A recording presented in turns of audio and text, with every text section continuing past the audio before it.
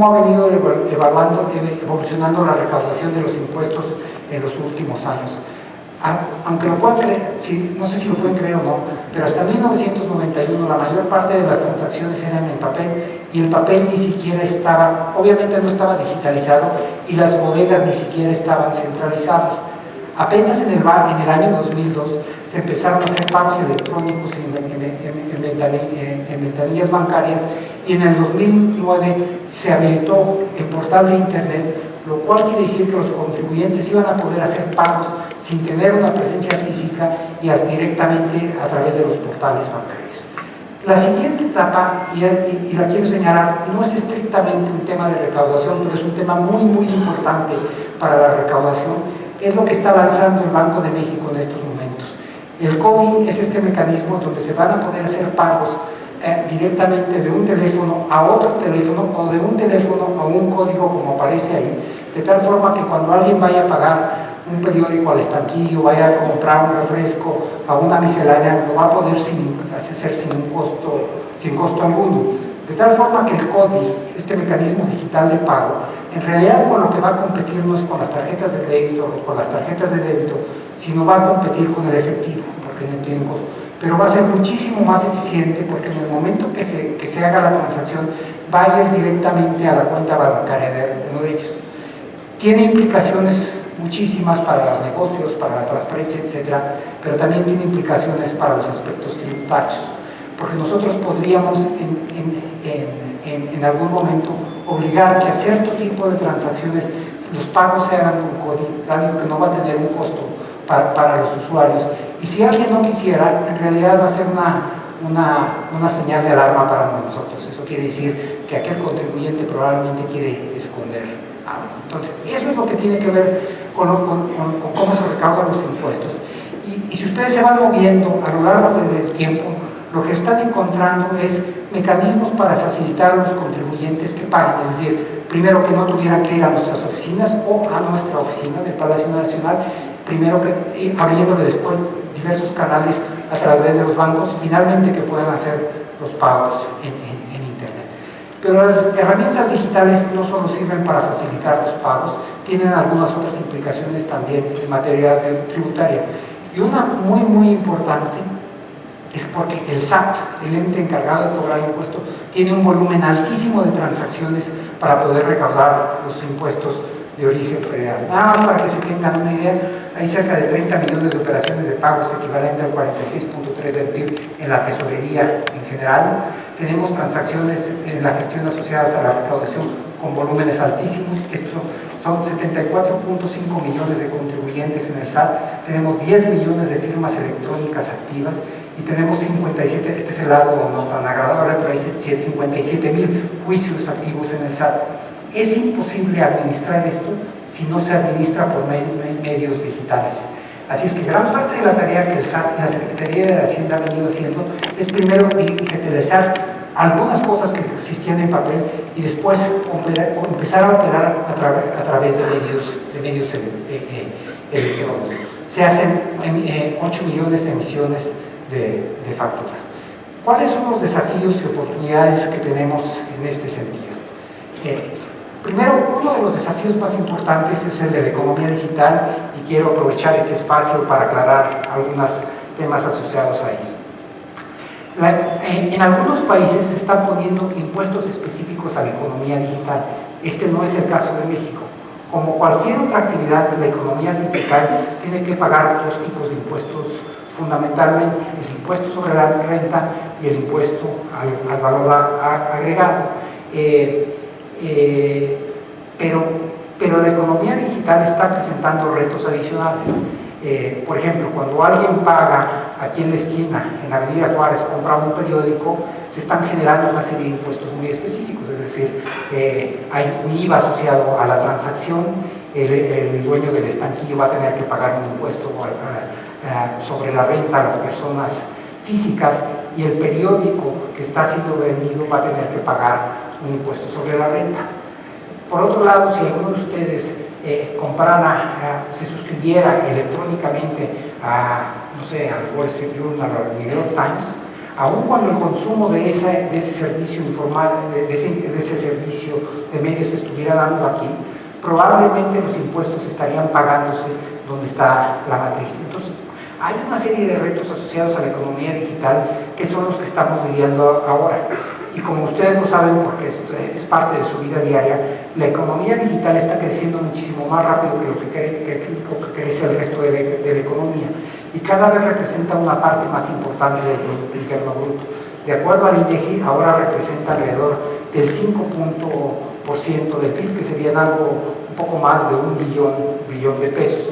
Y va a ir creciendo de tal forma que tenemos que generar un marco tributario que nos permita grabar de manera correcta a la economía digital. Los códigos tributarios y el marco tributario que tenemos actualmente está hecho para cosas físicas. Entonces, ¿cuáles son los retos que tenemos ahí? Y nosotros podemos dividir la economía digital en tres partes. Una, son las plataformas que ofrecen servicios de intermediación en el país, como Airbnb, Uber y Rappi.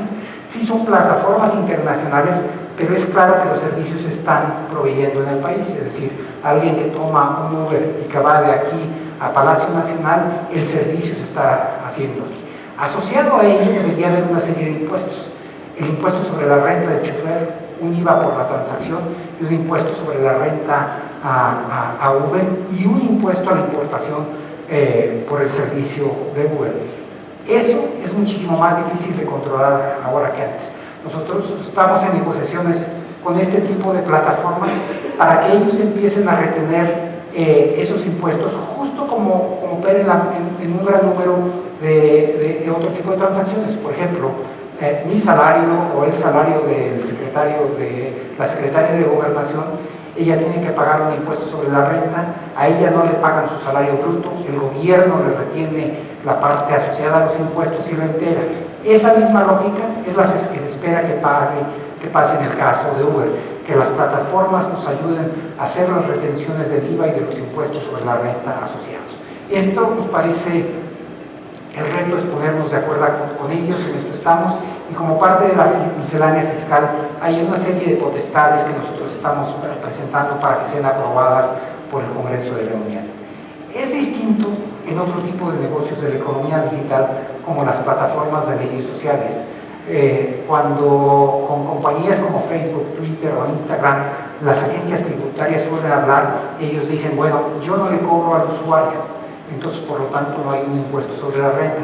Y efectivamente no necesariamente le cobran al usuario, no les cobran a ustedes por abrir una cuenta en alguna de estas plataformas, pero sí hay servicios de publicidad asociados.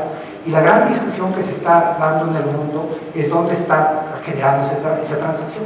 Por ejemplo, el caso de Alemania es muy claro, y el caso de Francia ahora, y de manera muy específica desde la semana pasada, donde Alemania diría, si alguien abre una cuenta de Facebook en Berlín y aparecen banners con publicidad asociada a negocios en Alemania, hay claramente una transacción de publicidad que debería ser grabada en Alemania.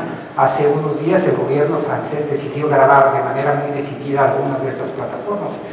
Facebook de manera, fue de hecho motivo de algún conflicto con el gobierno de Estados Unidos. Y finalmente hay otra que todavía es un poquito más compleja. Las fui presentando en términos de la complejidad. Las plataformas extranjeras que ofrecen contenidos digitales, hay una discusión de mucho tiempo de dónde se está llevando a cabo la transacción.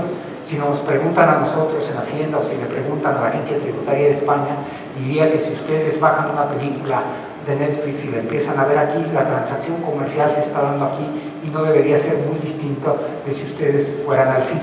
Hay de hecho una importación de la película y por lo tanto debería haber un impuesto a la importación. Si le preguntan a las oficinas del Tesoro o al IRS en Estados Unidos, les van a decir que la transacción se está dando allá, que ellos son los que están vendiendo ese servicio y que por lo tanto los impuestos que se tendrían que pagar son en Estados Unidos.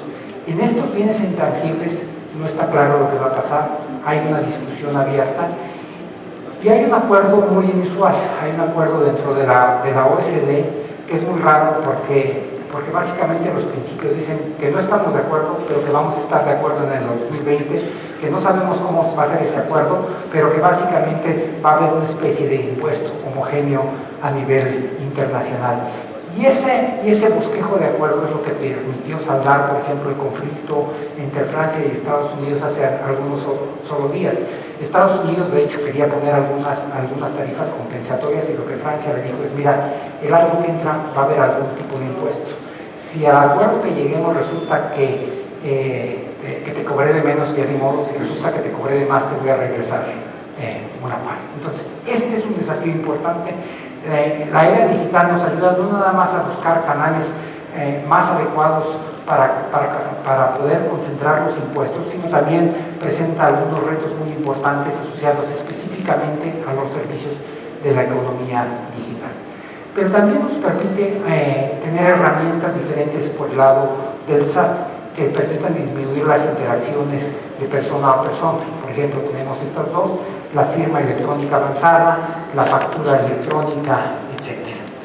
La factura electrónica, se tienen más de 8 millones de emisiones de facturas, se emiten un promedio de 229 facturas por segundo y en 2018 se emitieron cerca de 7.000 millones de facturas. Es decir, es algo que si no se hiciera a través de medios electrónicos sería imposible de manejar para el SAT.